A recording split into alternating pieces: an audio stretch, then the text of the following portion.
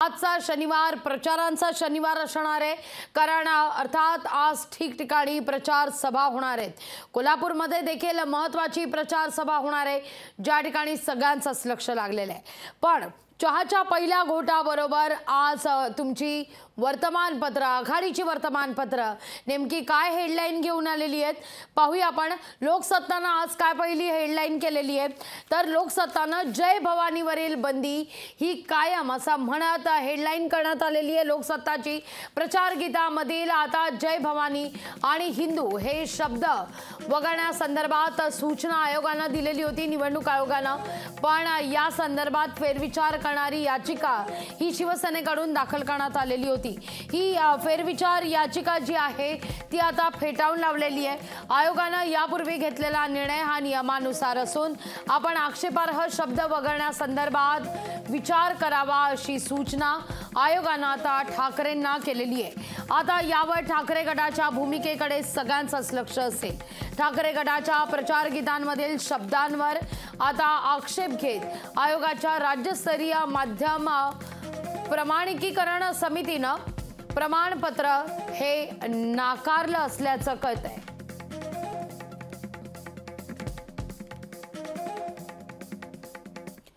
आता पाहूया महाराष्ट्र टाइम्सची हेडलाईन काय आहे, तर महाराष्ट्र टाइम्सची हेडलाईन आहे काल झालेल्या मतदानासंदर्भात। दुसऱ्या टप्प्यात झालेल्या मतदानात मतदानाचा टक्का हा घसरलेला आहे आणि ही आजची हेडलाईन आहे महाराष्ट्र टाइम्सची। निवडणुकीच्या दुसऱ्या टप्प्यात शुक्रवारी 13 राज्य आणि केंद्रशासित प्रदेशातील 88 लोकसभा मतदारसंघात सरासरी 63% इतकं मतदान झालंय। उन्हाच्या तीव्र झळांमुळे मतदानाच्या घसरलेल्या टक्केवारीचा कल मोठ्या प्रमाणावर आहे। मोठ्या राज्यात हा कायम राहिलेला आहे।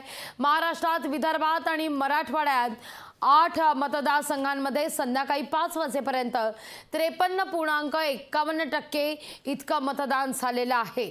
तर त्रिपुरामध्ये सर्वाधिक 79.46% इतकं मतदान झालेलं आहे। उत्तर प्रदेशमध्ये सर्वात कमी म्हणजे 54.83% इतकं मतदान झालेलं आहे। तर जवळपास प्रत्येक मतदारसंघातही यंदा मतदानाची टक्केवारी तुलनेनं 2019च्या तुलनेनं घसरली असल्याचं पाहायला मिळत आहे।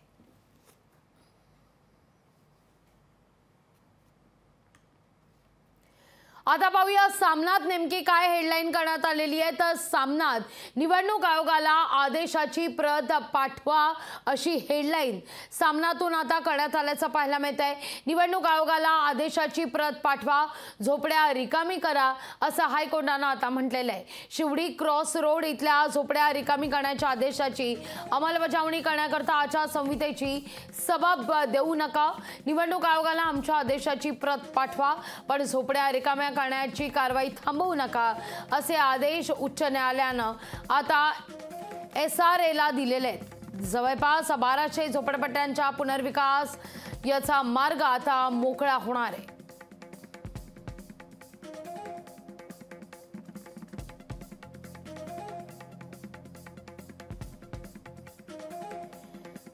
झोपड्यांपैकी 39 झोपड्यांपैकी 17 झोपड्या या रिकाम्या केलेल्या आहेत। 22 झोपड्या रिकाम्या करायच्या आहेत।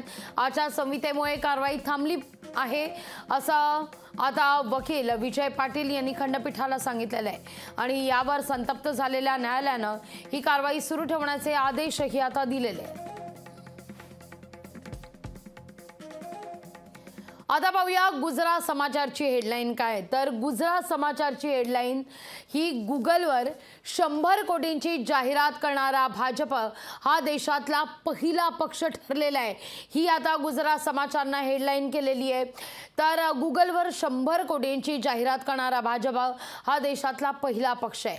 भाजप डिजिटल प्रचारावर खर्च केलेले भाजपनं 101 कोटी रुपये 2018 नंतर काँग्रेस, DMK आणि राजकीय सल्लागार firm Indian political action committee यांनी खर्च केलेल्या रकमेच्या समतुल्य आहे।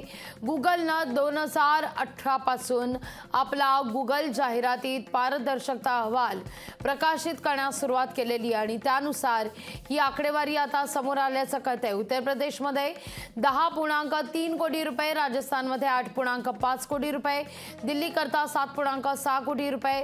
जेव्हा गुगलवरील राजकीय जाहिरातींचा विचार केला जातो तेव्हा सर्वांनाच आश्चर्य वाटतं। तामिळनाडू राज्य म्हणून अव्वल स्थानावर आहे आणि त्यापाठोपाठ तेलंगणा, उत्तर प्रदेश, कर्नाटक आणि मध्य प्रदेश या राज्यांचा क्रमांक लागतोय।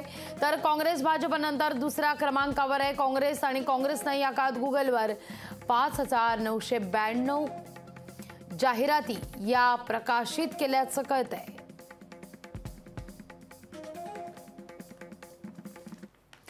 आता पाहूया टाइम्स ऑफ इंडियाची हेडलाईन काय। तर टाइम्स ऑफ इंडियाची हेडलाईन ही अर्थातच काल सुप्रीम कोर्टाने दिलेल्या निकालाचे supreme court returns to ballot set district to EVM blind असं म्हणत या ठिकाणी आता हेडलाईन करण्यात आलेली आहे टाइम्स ऑफ इंडियाची। सुप्रीम कोर्टाने इलेक्ट्रॉनिक मतदान यंत्राच्या हॅकिंग आणि फेरफार संदर्भात याचिका फेटाळलेली आहे। सुप्रीम कोर्टाने शुक्रवारी इलेक्ट्रॉनिक मतदान यंत्राच्या हॅकिंग आणि फेरफाराबद्दल शंका फेटाळून लावलेली आहे। तसंच बॅलेट पेपरवर मतदार घेण्याची मागणी देखील फेटाळलेली आहे।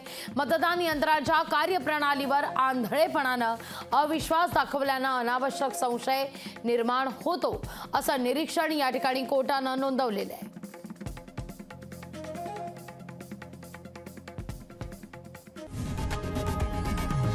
लोकशाही मराठी ऐका, पहा, जागरूक रहा।